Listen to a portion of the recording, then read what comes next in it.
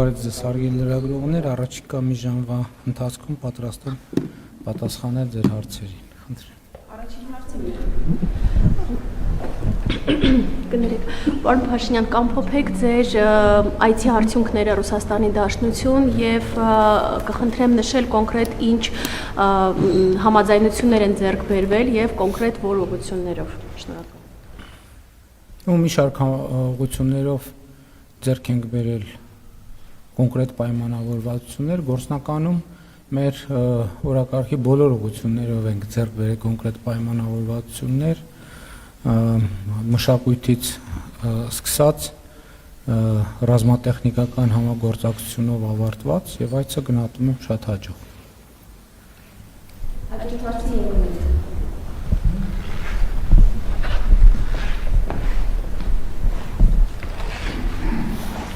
Պարոն Փաշինյան,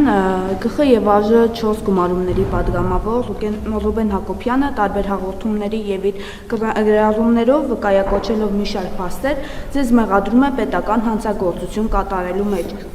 Ինչի համար ըստ նրա վաղտերից դուք պետք է պատասխանատվության ենթարկվեք։ Ահա պարոն Հակոբյանի կողմից ներկայացված մի քանի փաստարկներ։ Դուք ըստ նրա հրահանգելով փակել եք դատարանները, տապալել եք պետության սահմանադրական կարգը, օգտվելով ձեր վարչապետի կարգավիճակից ԱԺ-ամբիոնից, ըստ նրա խոստովանել եք, որ զոհաբերել եք հազարավոր զինվորների կյանք, ձեր իշխանությունը պահպանելու եւ ձեզ դավաճան չկոչելու համար։ Ստեփանակերտում հայտարարելով, որ Արցախը Հայաստանի եւ վերջ, ըստ նրա սադրել եք 44-օրյա պատերազմը, ինչը ըստ նրա լեգիտիմ առիթ է տվել թշնամուն սկսել պատերազմը, ինչի արդյունքում ըստ նրա էթնոզտել ու գլխատել են Արցախը։ 22 թվականին Պրահայում հայտարարելով, որ Արցախը մաս է կազմում Ադրբեջանին, ըստ նրա խախտել եք 1992 թվականի ԳԽ կողմից ընդունված հայտնի որոշումը, ինչը լեգիտիմ իրավունք է տվել ադրբեջանական կողմին միջազգային օրենսդրության շրջանակում պահանջել մինչև $150 միլիարդ հատուցում Հայաստանից։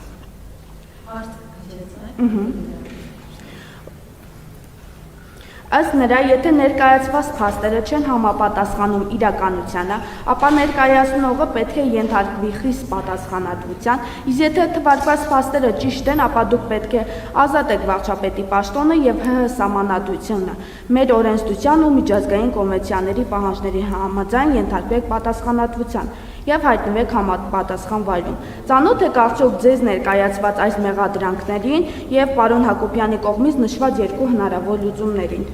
Ոչ։ Եվ ինչ կասեք այդ մեղադրանքների մասով, պարոն վարչապետ։ Ձեր հասցեին ինչ է։ Ես ձեր հարցին պատասխանեցի։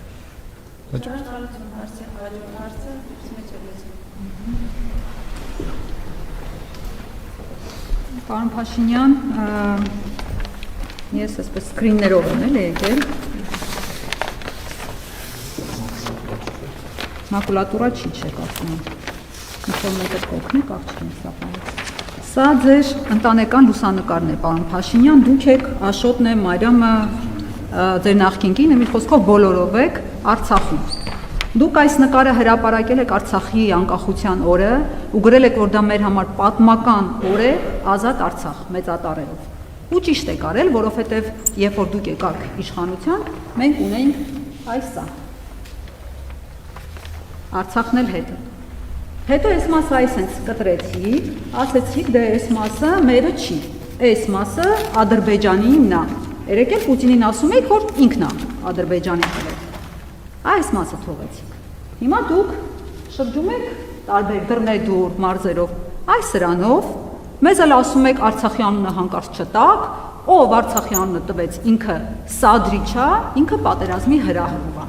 Ու Ալեն Սիմոնյանն էլ ասում է, ինչ ա ուզում եք հարձակվեն մեր վրա, Երևանից մի հատ ուճուրիկ բան թողեն, մեզ բոլորիս արգելում եք Արցախի անունը տալ, ձեր խոսույթը հարմարեցրել եք այնպես, որ Ալիևը ձեզանից գոհ լինի։ Ու հատուկ Ալիևի համար դուք ունեք հետևյալ վիդեոն։ Ես հիմա միացնեմ այդ վիդեոն կարճ է։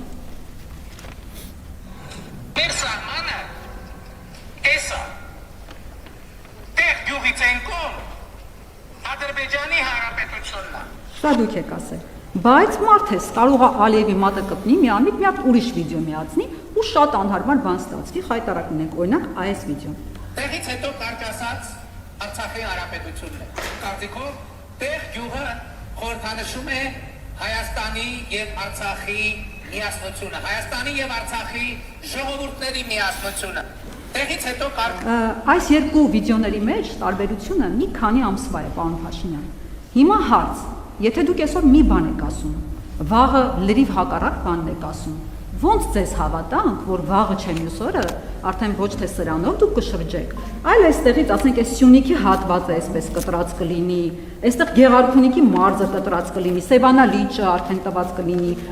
Ալիևին, այսպես sense պատրած կլինի, ու այս հրաշած արդեն քարտեզ, այսպես կդնեք դոշին, ու կասեք դե ժողովուրդ ջան, այս 16000 քառակուսին է մերը, դրանից ավել մենք չունենք։ Եվ երկրորդ հարցը վախկոտ գեներալների հետ կապված։ Դուք հայտարարում եք, որ մեր գեներալները վախկոտ են։ Ինչ եք դուք ուզում, որ մեր երեխաները, մեր թոռները հպարտանալու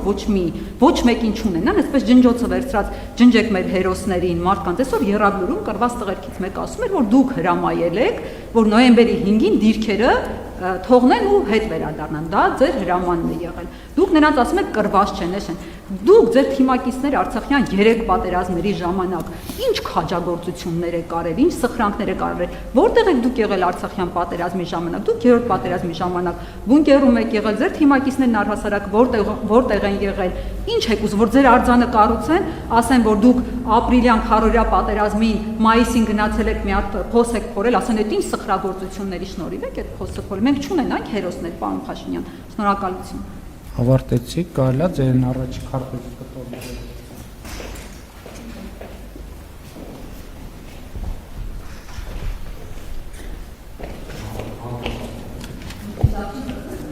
Տեսեք, այս ձեր ցույց տված քարտեզի վրա, այս մի կտորը գույն չունի, ընդհանրապես գույն չունի։ Եվ այն ինչ որ դուք նկարագրեցիք Հայաստանի Հանրապետությունը, հայ ժողովրդին եւ մեզ բոլորիս աշխարհաքաղաքական թակարդից դուրս բերելու process-ը գիտակցության եւ գիտելիքի արդյունքում եւ ես հպարտ եմ, որ առաջնորդել եմ այդ գործընթացը։ Ինչ որ դուք նկարագրեցիք, դա մի process է, որ ես միջին վիճակագրական հայաստանյան մտածողությունը կարողացել եմ հաղթահարել, ինչի արդյունքում մենք այսօր ունենք անկախ ինքնիշխան պետություն։ Ինչ վերաբերվում է նրան, որ դուք ասում եք, որ ես ձեզ արգելել եմ Արցախ բառը ասել, դուք 5-6 անգամ այստեղ Հայաստանի Հանրապետության կառավարության շենքում այդ անունը ասեցիք։ Ես ուրիշ բան եմ ասում, ես ասում եմ, որ մենք պետություն ենք եւ պետք է հասկանանք, որ ասված ամեն արտահայտություն, արված ամեն քայլ ունի արժեք։ Որևէ արժեք, այդ արժեքը կարող է լինել պոզիտիվ, այդ արժեքը կարող է լինել նեգատիվ եւ ամեն ինչ ունի իր պատճառը հետևանքային կապերը եւ սա պետական գիտելիք ձեռք բերելու շատ կարեւոր մի գործընթաց է։ Ես չեմ ասել, որ գեներալները վախկոտ են, ես ասել եմ կան վախկոտ գեներալներ եւ դասալիքներ եւ այո, նրանցից շատերը դատվում են։ Մյուս մենք ունենք թալանչի գեներալներ, որոնք անցնում են ապօրինի գույքի գործով եւ մենք ունենք կոռուպցիայի գործերով անցնող գեներալներ եւ գեներալի ուսադիրը ոչ մեկին ընդհանրապես ես կարծում եմ, որ մենք հերոս բառը պետքա շատ զգուշ օգտագործենք, որովհետեւ այնքան օգտագործել ենք այդ բառը, որ ըստ էության ստացվում է, որ մենք իրական հերոսներին լղոզել ենք վերբալ հերոսների մեջ։ Այո, մենք եթե այդպես չլիներ, կամ այդ ինչ նորություն է, որ մի հատ էլ նորից բան են դարձրել, վիճարկման առարկա են դարձրել։ Այն որ մենք տասնյակ հազարով մարտական առաջադրանքը կատարելուց հրաժարված մարդիկ ունենք, այսինքն այդ էլ պետք է ումից ենք թաքցնում, ուզում եմ հասկանամ, ումից ենք թաքցնում։ Այն որ որևէ ժամանակ որևէ ստորաբաժանում ի տարբերություն 44-օրյա պատերազմի, ներողություն 4-օրյա պատերազմի զենքի ոչ մի պակաս չի ունեցել։ Այդ փաստը պետք է առերեսվենք, թե չէ։ Ոչ մեկը որևէ զենքի պակաս չի ունեցել։ Ես նախորդ անգամ էլ ասի 2023 թվականի իրադարձությունների ժամանակ անվտանգության խորհրդի նիստում քննարկում ա եղել եւ բնականաբար մենք տեղեկություններ ունեցել ենք, թե սեպտեմբերի դրությամբ Ղարաբաղի դիրապետության տակ ինչ զենք զինամթերք ա եղել եւ ինչ հատված կա մտել process-ի մեջ։ Չնչին աննկատ մասը եւ այս խոսույթին հակադրել զոհերի գործոնը կներեք այդքան է պրոֆեսիոնալ չի, ես բոլոր զոհերի առաջ ծնկի եմ գալիս եւ խոնարհվում եմ, բայց դա մեկը մյուսի հետ կապ չունի։ Նոյեմբերի 5-ին գիտեք ինչ, այդ խոսույթները, գիտեք, մարդիկ թող իրանց փախնելը, թող իրանց ճողոպրելը չկապեն իմ հրամանների հետ։ Ես նման հրամաններ չեմ տվել։ Մարդիկ ուզեցել են այդպիսի հրամաններ ստանան, ես այդպիսի հրամաններ երբեք չեմ տվել։ Այդ ով որ տենց բան ասում է, ինքը ճողոպրողների բանակից է։ Ես ներողություն եմ խնդրում բոլոր այն մարդկանցից, ովքեր իրենց քաղաքացիական եւ զինվորական պարտքը մինչեւ վերջ կատարել են, երբեմն կարող է տպավորություն ստեղծվել, ոչ թե խոսակցության մեջ ստացվում է, որ թացը չորին խառնվում է։ Ես երբեք թացը չորին չեմ խառնում եւ մարդկանց եւ իրերը կոչում եմ իրենց անուններով։ Այո, մենք ունեցել ենք վախկոտ գեներալներ, կոռուպցիայի արդյունքում գեներալ դարձած մարդ ինչ պետք է լինի։ Ծառայության արդյունքում բանում դիրքերում բանի պահածոների բանկաները կախել են, իրանց դղյակները Երևանի կենտրոնում սարքել, չգիտեք, այսինքն ինչ բա դուք էլ ուզում եք մեր երեխեքին խափենք եւ այդ մարդկանց, որոնք ոչ իրենց ֆիզիկական ֆորմայով կամ ընդհանրապես այդ զինվորականի տեսքա, փորները 3 մետր դեմը գցած գեներալը ո՞րն է։ Այդ զինվորականի տեսքա ընդհանրապես։ Լուրջ եք ասում։ Այսինքն դասեք նախ սուրեմ էլի զինվորական ծառայություն ուրիշ բան է, զինվորական ծառայությունը պետք է ստանդարտ ունենա։ Զինվորականը պետք է ֆիզիկական պատրաստության որոշակի ստանդարտի համապատասխանի։ Բա որ հետո մարդկանց հետ բաներ են տեղի ունենում, ասում ենք ինչի են տեղի ունեցել։ Որտեղ մարդիկ կամ ֆիզիկապես կամ հոգեբանորեն պատրաստ չեն դրան։ Պատրաստ չեն լինում։ Ես պնդում եմ, որ մենք ունեցել ենք եւ այսա ընթացքում կպարզվի, մարդիկ եկել են Ղարաբաղից ստեղ բան են լնում, կներեք արտահայտության տղամարդամիշ են լնում, բայց բան են եղել 44-օրյա պատերազմի ժամանակ նրանց պատմությունները, որ ուսումնասիրում ենք, մեկը խոճապ տարածող ա եղել, մեկը դասալիք ա եղել, մեկը որդուն դիրքերից փախցնող ա եղել։ Այդ հիմա հեշտ է օպերայում գալ կանգնել դոշ ծեծել։ Կպարզվի, ում որ կպարզվի, հերթով անունները կտանք։ Հերթով անունները կտանք եւ կդատվեն այդ մարդիկ։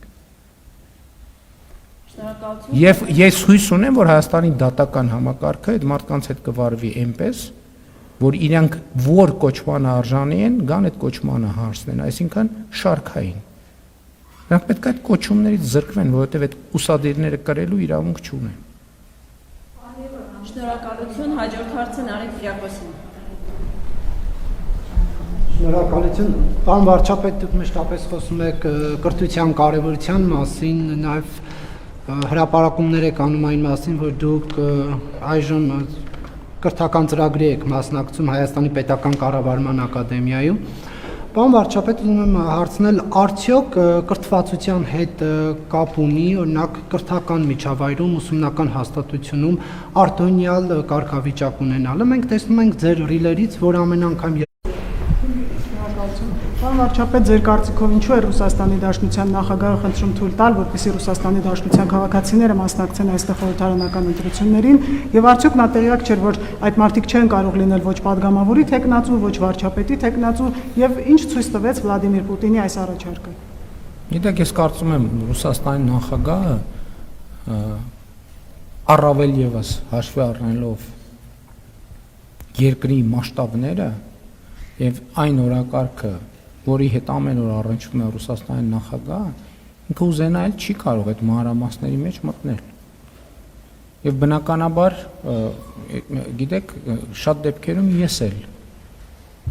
տեղեկություններ, որ փոխանցում եմ, ոչ թե իմ անձնական հետազոտության արդյունքում ձեռք բերած տեղեկությունն են փոխանցում, այլ ինձ զեկուցված տեղեկություն։ Եվ կարծում եմ, որ այդ նյուանսի մասին առնվազն իրեն տեղյակ չէին պահել այդքան բան։ Այսինքն այստեղ Ռուսաստանի Դաշնության դուք պատկերացնում եք Ռուսաստանի Դաշնության նախագահի օրակարգը, որևէ նախագահի օրակարգ, բայց Ռուսաստանի մասշտաբները մի հատ տեսեք։ Էլ չեմ ասում, ով պատասխանատու է ոչ միայն իր երկրի օրակարգի համար, այլև միջազգային առանցքային դերակատարներից մեկն է։ Այսինքն ինքը պիտի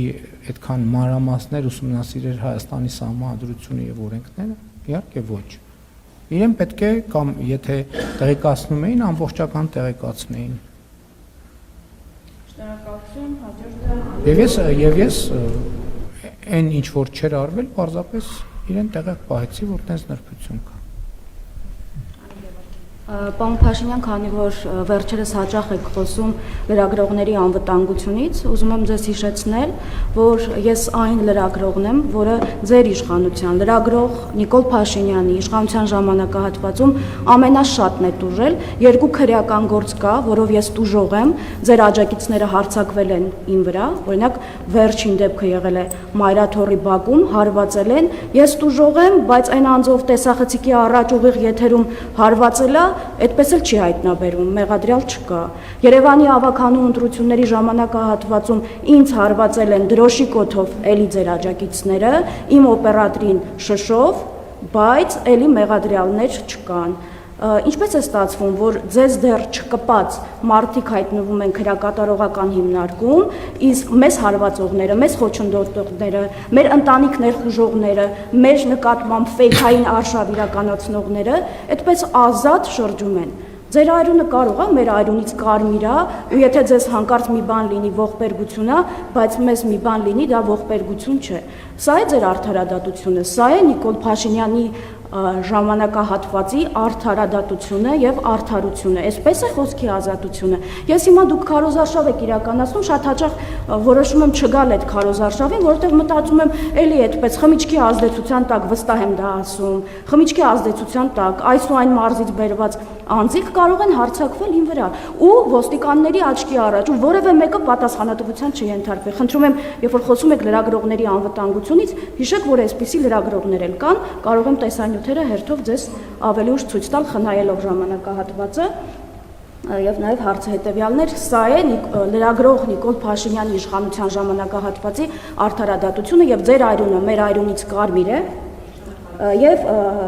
հաջորդ հարցը ներողություն ես հարցը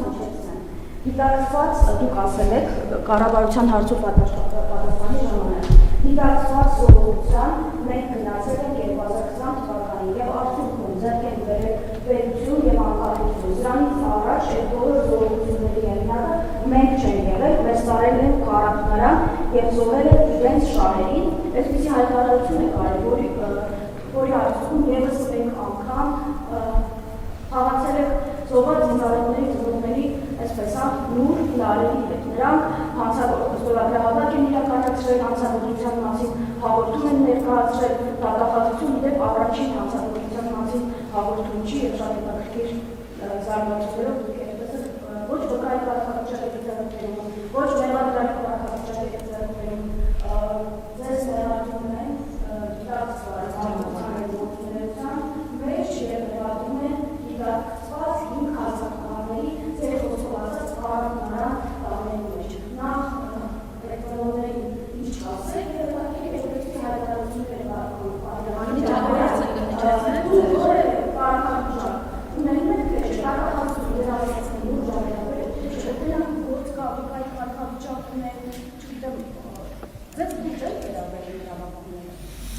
Ընդհանրապես ես պիտի ասեմ, որ 44 օրյա պատերազմի հետ կապված քրեական գործի շրջանակներում հարցաքննվել եմ եւ նաեւ ազգային ժողովի քննիչ հանձնաժողովում ուղիղ եթերում 5 ժամ պատասխանել եմ հարցերին, ինչ վերաբերում է զոհողություններին, այդ բոլոր զոհողությունները մեր աչքի առաջ են։ Հայաստանի Հանրապետությունը անցել է շատ ծանր փորձությունների միջով եւ վերջով մենք հասել ենք ինքնիշխանության եւ պետականության նոր մակարդակի։ Ինչ վերաբերվում է թե լրագրող Նիկոլ Փաշինյանի ժամանակի արդարությունը սա է, խոսքի ազատությունը սա է, այո, խոսքի ազատությունը դա է, որ դուք այդտեղ կանգնած եւ մյուսները ձեր հարցերը անկաշկանդ տալիս եք եւ ստանում եք ձեր պատասխանները անկախ նրանից ինչքանով եք գոհ այդ պատասխաններից։ Ինչ վերաբերվում է օրինակ ես մի քանի անգամ իմ աչքով եմ տեսել, թե ինչպես եք դուք 1000 ներողություն ՊՊՑ-ի ոտքի տակ ընկնում։ Այդ մարդիկ իրանց ծառայությունն են իրականացնում եւ դուք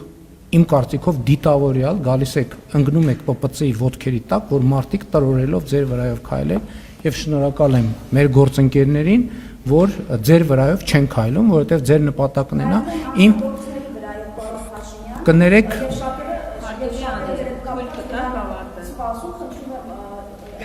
Սիրելի լրագրողներ, ես հասկանում եմ, որ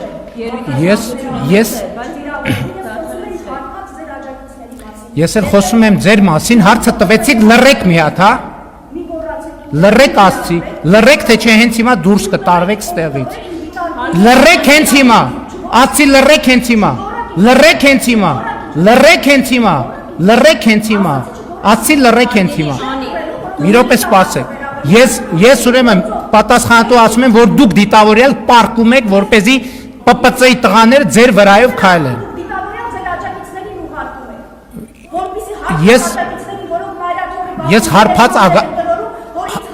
Ես հարբած աջակիցներ չունեմ։ խնդրում եմ հարգել մեր կարծը։ Ուրեմն ասում եմ, որ դուք դիտավորյալ պարկում եք գետնին, որպեսզի ՊՊՑ աշխատակիցները ձեր Ես գիտեի, ես պարկում էի եւ հայտարարում էի, որ պարկում եմ, դուք էլ համարձակություն ունեցեք, ասեք, որ պարկում եք, որ ՊՊՑ-ի աշխատողները ձեր վրայով քայլեն։ Դուք մի րոպե կներեք, դուք դիտավորյալ իմ աչքի առաջ վերջին անգամ Մասիսում պարկել եք, որ ՊՊՑ-ի աշխատողները ձեր վրայով քայլեն։ Ես Հովանանքում եթե նկատի ունեք, ես որևէ գործողություն չեմ արել, Մասիսում էլ չեմ եղել ցեսել։ Ես տեսել եմ իմ աչքով եւ դա կադրում է դուք դիտավորյալ պարկում եք, որ ՊՊՑ աշխատողները Հիմա այդ կադրը թող ձեզ ցույց տան, ապացուցեք, որ ես դիտավորյալ Դա որևէ ՊՊՑ աշխատակցի Շատ լավ, ես ձեր հարցի սա էլ խոսքի ազատությունն է։ Ձեր աջակիցները, ասում եմ, հարբած աջակիցները Ես հարբած աջակիցներ չունեմ։ Իմ բոլոր աջակիցները սթափ են։ Շատ լավ։ Տեսանյութերը նայեք, կտեսնեք, որ ունենք։ Որում են Նիկոլ Փաշինյան վարչապետ ու հարված։ Անի ջան, ավարտեցիք, շնորհակալություն։ Թույլ տաք մեզ գործընկերները հարցնեն։ Շնորհակալություն։ Պարոն վարչապետ, իմ հարցը վերաբերում է առողջության ապահովագրությանը, ըստ որոշ դիտարկումների այն աննախադեպ հոսքը բուժառուների, որ կա դեպի պոլիկլինիկաներ եւ հիվանդանոցներ, նաեւ պայմանավորված է նրանով, որ շատերին թվում է, թե ընտրություններից հետո հնարավոր են որոշ փոփոխություններ, նաեւ սահմանափակումներ, հաշվի առնելով այն, որ այս հոսքը անակնկալ էր նաեւ նախարարության համար եւ կառավարությունն էլ կարծես թե հավելյալ ֆինանսական միջոցներ հատկացնելու որոշում է կայացնել։ Արդյոք այդ մտավախությունը կա ընտրություններից հետո ինչ-որ բան կփոխվի այս համակարգում, թե ոչ։ Այդ որտեղից է տեղեկությունը, որ ինչ որ բան կառավարության պլանավորածից դուրս է։ Ընդհակառակը ամեն ինչ գնում է կառավարության պլանավորածի համաձայն, եւ եթե դուք տեղյակ եք, այսօր էլ մենք որոշում ընդունեցինք, որ 2027 թվականից նոր խմբեր են ներառվելու առողջապահության ապահովագրության համակարգ եւ այդպես մինչեւ եւ մենք մեր նախընտրական ծրագրում ներառել ենք Հայաստանի ամբողջ բնակչության առողջության ապահովագրության համակարգ ներառելու մասին դրույթը եւ առողջության ապահովագրության համակարգը բնականon գործում է եւ շարունակելու է գործել։ Ընտրություններից առաջ էլ հետո էլ մանավանդ որ դա ընտրությունների հետ որևէ կապ չունի։ Հաջորդ հարցը Փայլակ Վարազյան։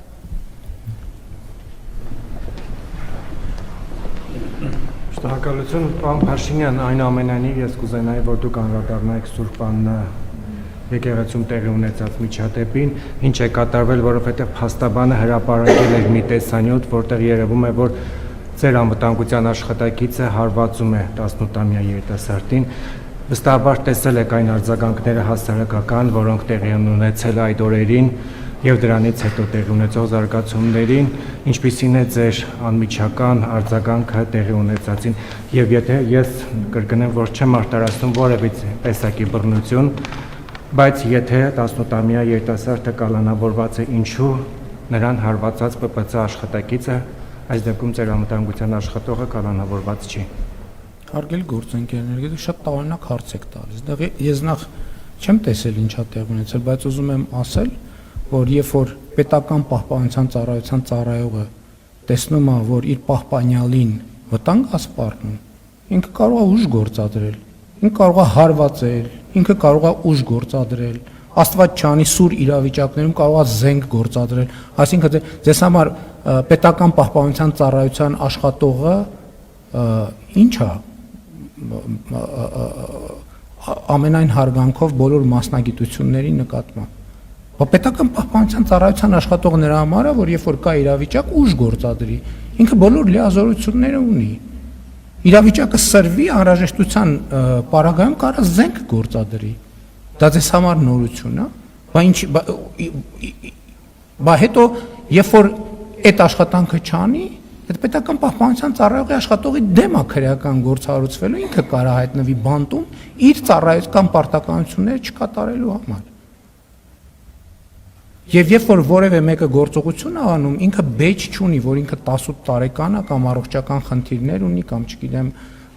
այլ կարգի խնդիրներ ունի, եւ ծառայությունը պետք է իրականացնի իր գործառույթները։ Եթե այդպես չլինի, այդ ծառայությունը անիմաստ կլինի, եւ երկրորդը ես չեմ հանդուրժի, որ Հայաստանի Հանրապետության որևէ ծառայություն իր պարտքը, իր ծառայությունը չկատարի։ Բացառված բան է, կլինի ոստիկանություն, կլինի պետական պահպանության ծառայություն, կլինի բանակ, կլինի ազգային անվտանգության ծառայություն։ Բայց ինչ պետք է անել։ Այսինքն պետք է հրավիրեր սրճարան սուրճ խմելու։ Շնորհակալություն, հաջորդ հարցը։ Այսինքն ես ինչքան հասկանում եմ, այնց է հարվածել, որ տենց նույնիսկ մարմնական վնասվածքներ բան չեն ստացել։ Բայց ինքը լիազորություն կարող էր ցանկացած մարմնական վնասված ստանալ։ Բայց իր ծառայության իմաստն այն է, որ երբ որ կա հարձակում կամ հարձակման վտանգ, ինքը գործի։ Եվ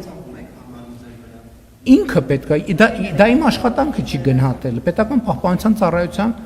աշխատանքը, դա ընդհանրապես իմ աշխատանքը չի գնահատել հարձակումը, հարձակում չի, պետքա գործել, պետքա չգործել, պետքա կրակել, պետքա չկրակել, պետքա վնասազերծել, պետքա դա իմ աշխատանքը չի։ Այդ ամբողջ ծառայության իմաստը եւ նպատակը եւ բովանդակությունը իրադրությունը գնահատել եւ իսկ իրադրություն գործելն է։ Հաջորդ հարցը շահագործակերություն։ Պարոն վարչապետ, Ռուսաստանը երեկվանից բենզինի արտահանման սահմանափակում է մտցրել, սա սպառնում է մեզ Հայաստանը։ Կներեք, կուկուն որ որոշել էր, ասվել էր բարև ռոպ ու անցել էր մարդիկ։ Հետո տարել էին զուգարանում սպանել էին, տարբերություն չեք տեսնում, հա։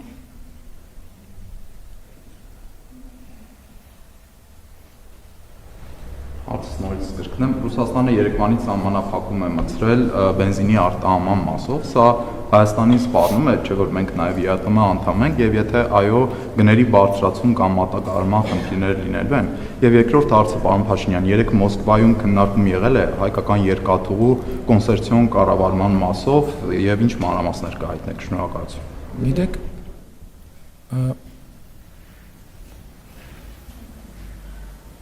նավթամթերքի շուկայում տեսնում եք ինչա կատարվում եւ Հայաստանն էլ գլոբալ նավթամթերքի շուկայի մասը լավ լուրն է, որ մենք վերջին ամիսների ընթացքում ըստ էության վերացրել ենք մենաշնորհները, որոնք լրացուցիչ գնագոյացում էին առաջացնում Հայաստանի Հանրապետությունում եւ նաեւ այլընտրանքային շուկաներ ենք ներմուծման ստացել եւ կարծում եմ, որ շատ թեքիչ Հայաստանի շուկան պատրաստ է այդ իրադարձությանը։ Ինչ վերաբերվում է երկաթուղու հետ կապված, այո, մանրամասն քննարկվել է եւ մանրամասն զրույց ենք ունեցել, մեր դիրքորոշումները եւ տեսակետները ներկայացրել ենք, լսել ենք ռուսաստանցի գործընկերների դիրքորոշումները եւ տեսակետները եւ պայմանավորվել ենք քննարկումները շարունակել։ Քննարկումների իմաստը հետեւյալն է։ Մեր խնդիրը ընդհանրապես ձևակերպված է մի նախադասության մեջ, որ Հայաստանի Հանրապետությունը այս պայմաններում իր մրցակցային պոտենցիալ առավելությունները կորցնում է։ Մեր խնդիրն է, որ Հայաստանը իր մրցակցային պոտենցիալը ամբողջությամբ իրացնելու հնարավորություն ստանա։ Մենք Ռուսաստանի հետ կապված ոչ միայն խնդիր չունենք, այլև ընդհակառակը մենք բարձր ենք գնահատում մեր բարեկամական հարաբերությունները եւ որևէ կերպ նախկինում հենց այս ամբիոնից ասելու հնարավորություն ունեցել եմ, չենք ուզում վնաս հասցնել Ռուսաստանի շահերին, բայց մյուս կողմից այս իրադրությունը մեր մրցակցային առավելությունները օգտագործելու հնարավորություն չի տալիս եւ մենք իրար հետ պետք է մտածենք ինչ լուծում ենք գտնել։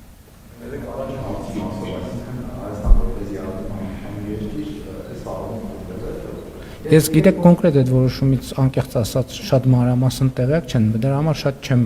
մեկնաբանի, որպեսզի սխալ ելակետի վրա հիմնված եզրակացություն չանեմ։ Ամեն դեպս այս պահի դրությամբ ինչ չի զեկուցվել, որ այդ ձեր ասած մասով մենք ինչ որ խնդիր ունենք։ Պարոն Փաշինյան, վերջին շրջանում ձեր հրապարակած տեսանյութերում դուք Բարգավաճ Հայաստան կուսակցության առաջնորդ Գագիկ Ծառուկյանին անվանում եք օլիգարխ։ Սակայն 2018-ի իշխանափոխությունից հետո, որի ժամանակ իդեպ Գագիկ Ծառուկյանը աջակցել է ձեզ, դուք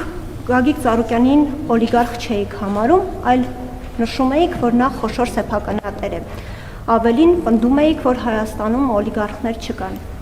Հիմա եթե ընտրություններից հետո Գագիկ Ծառուկյանը միանա ոչ թե ընդդիմադիր ուժերին, այլ քաղաքացիական պայմանագրին, նորից կդառնա խոշոր սեփականատեր, ինչպես 2018-ից հետո էր իշխանականությունը։ Ես այդ հարցին այս ֆորմատով պատասխանել եմ։ Մենք խոսում ենք Ռուսաստանաբնակ եւ Բելարուսամետ օլիգարխների մասին, ոչ թե Հայաստանի Հանրապետության։ Հայաստանի Հանրապետությունում օլիգարխ չկա։ Բելարուսամետ ասում եմ, եւ Բելարուսիայում օրինակ օլիգարխ է ինքը, մյուսն էլ Ռուսաստանում է օլիգարխ։ Ինչ իսկ Հայաստանում չկա, իհարկե չկա։ Հաջորդ հարցը Ֆիրուզ։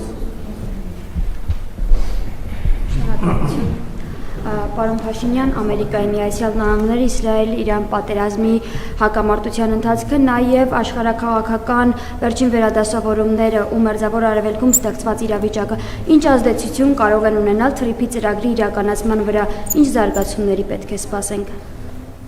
Այնտեղ իրադրությունները դեռ զարգանում են, եւ մենք հույս ունենք, որ րոպե առաջ, օր առաջ խաղաղություն կհաստատվի եւ մենք շահագրգռված ենք րոպե առաջ, օր առաջ թրիփ ծրագիրը կյանքի կոչելը։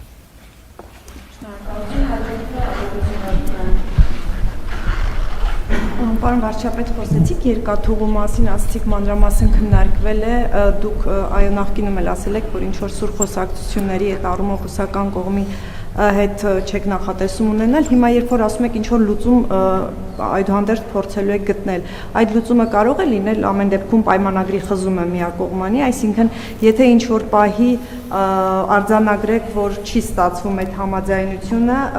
Հայաստանը հնարավոր է խզի պայմանագիրը միակողմանի, այսինքն այս սցենարը դիտարկում եք եւ բանակցություններից հետո եղավ Օվերչուկի հայտարարությունները երկաթուղու մասով, ըստ էության քննարկումները շարունակում եք, թե երեք այդ մասով համաձայնության չհասակ, տապալվեց բանակցությունները։ Ոչ մի բան չի տապալվել, մենք շարունակում ենք քննարկումները, ինչ վերաբերում է պայմանագրի խզման, այդ լծակը Հայաստանի Հանրապետությունը ունի, բայց մենք չենք պլանավորում եւ չենք ուզում գնալ այդպիսի ճանապարհով։ Ասեցի քննարկումների արդյունքում լուծումը։ Անհամաձայնությունների ստայգած համար իրենց հիմնավորումները հասկանալի է, ինչու չեն համաձայնվում։ Քանի դեռ քննարկումները շարունակվում են, ես համաձայնության կամ անհամաձայնության մասին խոսելու պատեհություն չեմ տեսնում։ Նախ լրագրողների հարաբերությունները գնալով ավելի սրվում ու լարվածությունը խորանում է, դուք նախորդ անգամ մեզ եք հորդորում, որ տենց փոխենք ոչը բան, բայց հիմա դուք եք ավելի այդպես ագրեսիվ եւ հարձակողական, ինչը շատ են քննադատում, ես իմ կողմից ձեզ հորդորում եմ վերանայեք ձեր մոտեցումները, անկախ մեր տված հարցերից ձեզ դուր են գալիս թե ոչ, ի վերջո մենք ենք ձեզ լուսաբանում, հատկապես ընդդիմադիր լրատվամիջոցներ եւ նաեւ մեր հարցերի շնորհիվ որ դուք հնարավորություն եք ունենում դրսևորվելու, արտահայտվելու, ինչ ուզում եք ասեք։ Մի խոսքով Ռուսաստան այցի հետ կապված մի հարց ունեմ, որ վաղուց էի պլանավորել տալ։ Դուք այստեղ, դուք եւ ձեր թիմակիցները այստեղ ամբիոնից հայտարարում եք, որ Ռուսաստանը ուզում է Հայաստանը դարձնի գուբերնիա, Ռուսաստանը սպառնում է Հայաստանի անկախությանը ու հետաքրքիր է այստեղ եթե երբանից է սպառում վերջին 8 տարին, երբ որ դուք եք իշխանության, թե նախորդ 30 տարին, եթե նախորդ 30 տարին է, ապա ապրեն նախկինները, որ թույլ չեն տվել, որ անկախ են պահել Հայաստանը։ Եթե հիմա է, ապա ինչու է սպառնում։ Եթե իսկապես այդպիսի տվյալներ ունեք, ձեր արտաքին հետախուզությունը այդպիսի տվյալներ ունի, որ Ռուսաստանը ուզում է Հայաստանը դարձնել գուբերնիա, կամ չգիտեմ, Չեչնիայի, Կաբարդինո-Բալկարիայի նման ինչ-որ մի մարզ, ապա ասել եք դա երեք Վլադիմիր Վլադիմիրովիչ Պուտինին, որ հարգելի Վլադիմիր Վլադիմիրովիչ, ինչու ես աչք դրել մեր սուվերեն տարածքի վրա, ինչու ես ուզում դարձնել գուբերնիա, որտեվ այստեղ մի բան եք խոսում, այլ ռետրոաբանությամբ դուք գնում եք Ռուսաստան, դեպի այլ շատ ջերմ, բարի ժպիտով հայ-ռուսական հարաբերություններից եք խոսում։ Կարծում եմ պետք է ազնվություն մտցնել այստեղ եւ այստեղի խոսույթը, նաեւ ձեր թիմակիցների ու այնտեղի խոսույթը, որ համապատասխանեն եւ հասկանանք Ռուսաստանը մեզ թշնամի է, բարեկամ է, սպառնում է մեր անկախությանը, չի սպառնում, ո՞նց է սպառնում, եթե սպառնում է, զենքը վերցնենք, գնանք կռվենք, չկռվենք, չգիտեմ ինչ անենք։ Մեկ էլ մի կեսկատակ մի քիչ թույլատնելով լարվածություն, էլի։ Կեսկատակ կեսուր մի առաջարկ ունեմ ձեզ, բայց անկարծ խնդրում եմ ընտրակաշառք չդիտարկեք։ Ես էլ երկար մտածեցի ձեր առաջարկի մասին, որ ես գնալ եմ ձեզ ձայն տամ ԿՊ-ին ընտրություններին։ Տեսեք, ես համաձայն եմ ձեզ ձայն տալ, բայց մի պայմանով, դες ժպիտ եկավ, բայց մի պայմանով, դուք պետք է ինձ տուն տակ այն շենքում ցանկալի, որտեղ որ դուք եք ոնց որ բնակարան առել, որտեղ եթե անկեղծ եմ ասում, եթե տանը իմանան, որ ես ձեզ ձայն եմ տվել, ինձ ուղղակի տուն չեն թողնի։ Իսկ ես տուն չունեմ սեփական, իմ անունով չի, դուրսնել չեմ մնալու։ Ձեր թիմակիցների նման էլ չեմ հացրել մի քանի տուն հետքցեմ նորակառույցներում, եթե ձեր բնակարանի տուն կտակ, կարելի է մտածել այդ ուղղությամբ, համել եթե իշխանության չլինեք, իր հետ կշփվենք, նարդիկ խաղանք, հիշենք նախկիներին, ես իմ նախկիներին, դուք ձեր, մենք բոլորի նախկիներին, կբողոքենք իրենցից, մեկը չենք սիրում։ Իրենց շնորհակալություն։ Ես կարծում եմ, որ մարդիկ իրենց տունը պետք է վաստակեն իրենց աշխատանքի շնորհիվ, եթե սոցիալական որոշակի խմբերի չեն պատկանում եւ սոցիալական այն ծրագրերը, որ կառավարությունը ընդունել է, այդ ծրագրերի շահառու չեն։ Ինչ վերաբերվում է Ռուսաստանի Դաշնությանը, ամենատարբեր տեսակետներ կան։ Ես իմ տեսակետները միշտ հրապարակային թափանցիկ արտահայտել եմ եւ իմ գնահատականները տվել եմ պաշտոնական եւ ոչ պաշտոնական հանդիպումներում, մարդկանց հետ շփումներում եւ ավելացնելու բան չունեմ։ Ես Ռուսաստանի հետ մեր հարաբերությունների գնահատականը տվել եմ, այդ թվում 3 Ռուսաստանի Դաշնության նախագահի հետ իմ ունեցած հանդիպման ընթացքում։ Ես այն ինչ որ հայտարարել եմ, դրան ավելացնելու ոչինչ չունեմ։ Ես ձեր հարցին շատ հստակ այն ինչ որ հայտարարել եմ, դրան ավելացնելու ոչինչ չունեմ եւ ասում եմ, որ կան այլ տեսակետներ էլ եւ Հայաստանում կա տեսակետների բազմազանություն։ Այդ թվում մեր թիմակիցների շրջանում կան տարբեր տեսակետներ։ Շնորհակալություն, հաջորդ հարցը։ Պարոն Փաշինյան 18-ամյա Դավիթին կալանավորեց ձեզ դատապարտած դատավոր մնացական Մարտիրոսյանը եւ դուք այն տարիներ առաջ երբ ձեզ էր կալանավորել Մարտիրոսյանը նրան անվանել եք տխրահռչակ դատավոր եւ ասել եք, որ այնտեղ ոչ թե դատավորն է նստած, այլ Սերժ Սարգսյանն է։ Շարունակում է դատավորը ձեզ համար նման տխրահռչակի համբավ ունենալ թե ոչ, եւ 3 դուք եք այնտեղ նստած, թե մնացական Մարտիրոսյանն էր ուղակի նստած, եւ 2019-ին դուք հայտարարել եք, որ կոպիտ խախտումներ արած դատավորները պետք է հեռացվեն, իսկ մնացական Մարտիրոսյանը, երբ նայում ենք անցյալը, իր որոշումները, դատավճիռները հենց դրանով էլ հայտնի է լինում։ Խնդրում եմ ձեր կարծիքը հայտնեք այս ամենի վերաբերյալ եւ մեկ հարց Զատիկի տոնին որ եկեղեցի եք գնալու եւ ինչու այլևս նախապես չեք հայտարարում, որ եկեղեցի եք գնալու, որպեսզի ձեզ չընդունող մարդիկ չգան, հետո չկալանավորվեն, ձեր թիկնապահների կողմից չքաշքշվեն։ Ես 3 նստած եմ եղել օթանավում, հյուրանոցում, Կրեմլում, ավտոմեքենայի մեջ, ուրիշ տեղ նստած չեմ եղել։ Ինչ վերաբերվում է եկեղեցուն, ես շուտ եմ հայտարարել, որ չեմ հայտարարելու նախապես, ամենայն դեպս հիմնականում։ Իսկ եթե հայտարարելու առիթ կլինի, առաջիկա ճրագալույցի եւ Զատիկի, Սուրբ Զատիկի հետ կապված եթե առիթ կլինի, նպատակահարմար կգտնեմ կհայտարարեմ։ Այլ մեկնաբանություն չունեմ։ Այլ մեկնաբանություն չունեմ։ Դատական համակարգով զբաղվող ինստիտուտներ կան, թող զբաղվեն։ Այլ մեկնաբանություն չունեմ։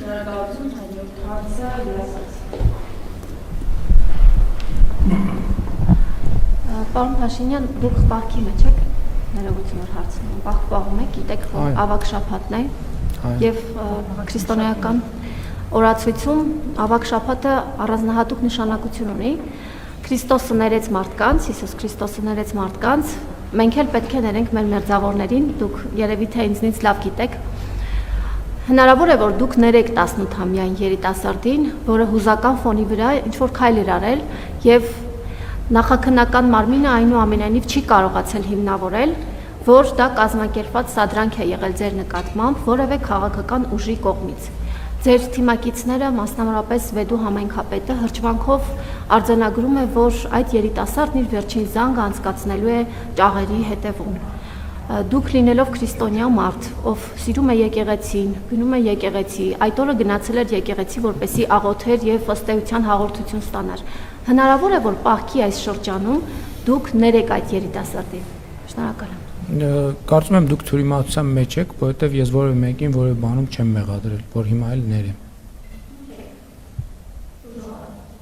Ես որևէ մեկին որևէ բանում չեմ մեղադրել։ Ես ինչ կապ ունեմ այդ ամեն ինչի։ Ասենք ես ում եմ։ Արգելից ես որևէ մեկին որևէ բանում չեմ մեղադրել ու չեմ մեղադրում, որ հիմա էլ ներեմ։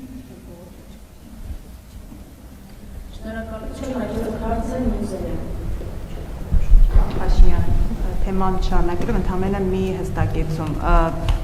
Այդ միջադեպի հետ կապված ամենաուշագրավ հատվածն այն էր, որ դուք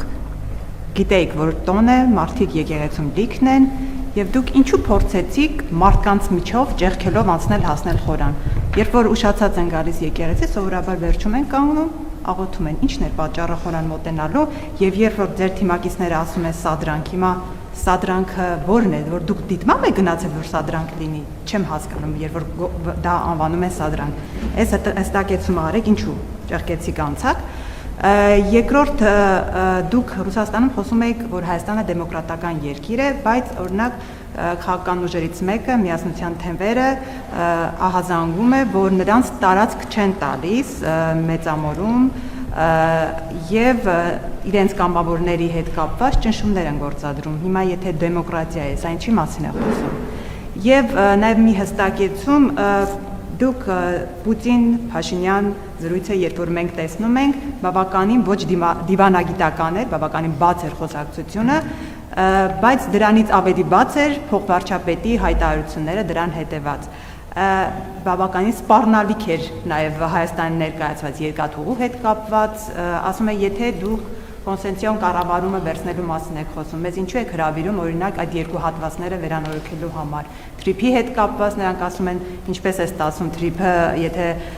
խնդիրներ է ստեղծում, բեռներ չեն կարող ռուսական չինականացնել, այդ դեպքում մեր տնտեսական շահը որտեղ է, եւ այսպես շարունակ։ Այդ խոսակցությունը արդյոք այդ աշճանի կոշտությամբ է անցել եւ արդյոք այս հարցերի հետ կապված իսկապես որևէ համաձայնության չեն եկել կամ այս օվերչուկե հայտարարությունները հանդիպումից հետո ինչի մասին են խոսում։ Ես այդ հայտարարությունների մեջ ոչ մի սպառնալիք չեմ տեսնում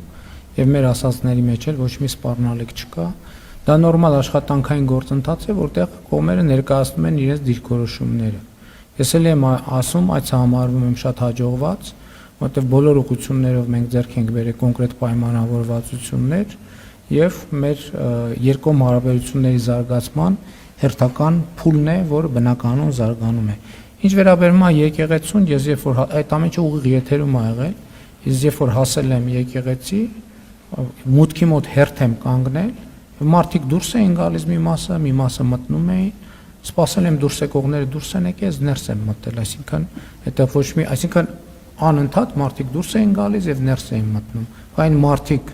որ ես գնացել եմ ինձնից առաջ կանգնած էին, իրանք ներս մտան, եկավ ներս մտնելու իմ հերթը, ես էլ ներս մտա, այսինքն ինչու պիտի եկեղեցի ներս չմտնեմ։ Դա իսկ կներեք ինչու պիտի խորան չգնամ։ Այսինքն այդ որտեղ է ասված, որ ես պետքա խորան չգնամ։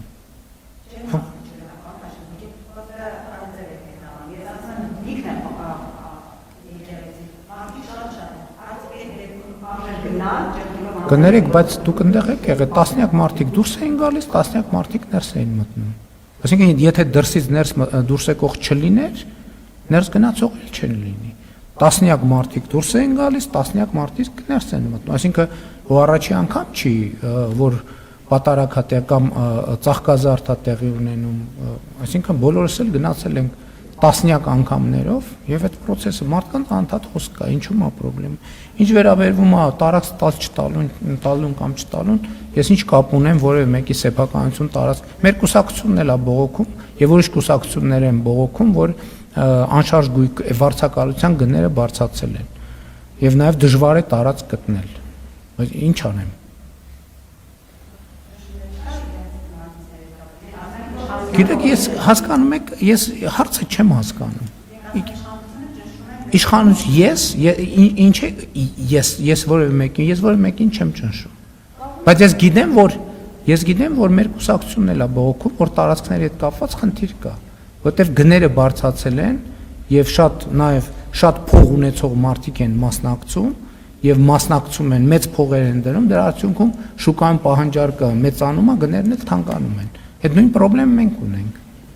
Շնորհակալություն եւ վերջին հարցը Հանրայր Վարդան։ Պարոն վարչապետ, նախորդին Պուտինի հետ հանդիպման ժամանակ անդրադարձ եղավ նաեւ ՀԱՊԿ-ի թեմային, դուք նշեցիք Հայաստանի ակնկալիքը 22 թվականին կոնկրետ իրավիճակում ՀԱՊԿ-ը չկատարելով իր պարտավորությունները չմիջամտեց Ռուսաստանի Դաշնության նախագահն էլ իր հերթին պարզաբանեց, որ 22 թվականին թե ինչ էր սխալ միջամտությունը, հետաքրքիր է սրանից դուրս այս թեմայով քննարկում եղել է թե ոչ, խնդրեմ ձեր մեկնաբանությունը ռուսական կողմի արձագանքին եւ արդյոք Հայաստանի մոտ կա փոփոխություն այս պահի մոտեցման մեջ ՀԱՊԿ-ին անդամակցելու կամ ՀԱՊԿ-ից դուրս գալու առումով։ Գիտեք, իհարկե մենք իմիջիայլոց ասեմ, այս թեման առաջի անգամ չի, որ մենք քննարկում ենք, նախկինում էլ ենք քննարկել, բայց ընդհանուր առմամբ իմ դիրքորոշումն է նա, որ շատ լավ, եղել է 21 թիվ, եղել է 22 թիվ, մենք անընդհատ չպետք է այդ կետի վրա մնանք։ Եվ մեր հարաբերությունները մեծ օրակարգ ունի եւ մեծ պոտենցիալ ունի, եւ մենք պետք է առաջ նայենք, որովհետեւ այո, ամեն մեկը ունի իր ճշմարտությունը այդ հարցերի վերաբերյալ։ Եվ մենք անընդհատ այդ նույն կետի վրա սկսենք քննարկել, ծանրութեթևանել եւ այլն։ Իհարկե դրա անհրաժեշտությունը կար, բայց ես կարծում եմ, որ բավարար չափով արդեն ծանրութեթև ենք արել եւ եկել ենք որոշակի եզրակացությունների հարգանքի մթնոլորտում կիսել ենք այդ եզրակացությունները իրար հետ։ Հիմա դա իհարկե շարունակեցինք քննարկումը, բայց իմ եզրակացությունն ու առաջարկներն էր, որ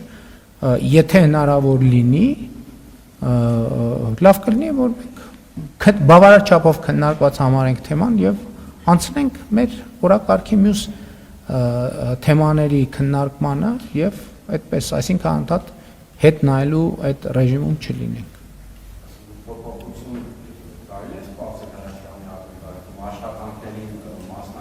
ՀԱՊԿ-ի մասով